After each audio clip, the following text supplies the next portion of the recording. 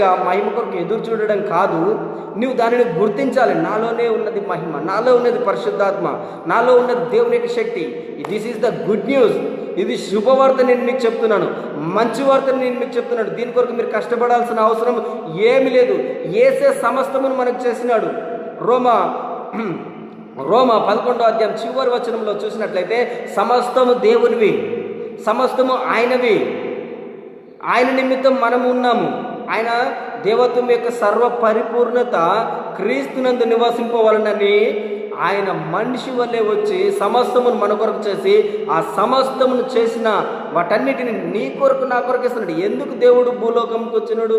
ఎందుకు దేవుడు నిన్ను పరిపూర్ణంగా జీవించాలనుకుంటున్నాడంటే దేవుని యొక్క పరిపూర్ణతలోనికి నువ్వు రావాలని, దేవుని వల్ల నువ్వు జీవించాలని, నువ్వు ఎలాంటి కొరత లేకుండా, ఎలాంటి ఇబ్బందులు లేకుండా, ఎలాంటి సమస్యలు లేకుండా నువ్వు ఈ లోకం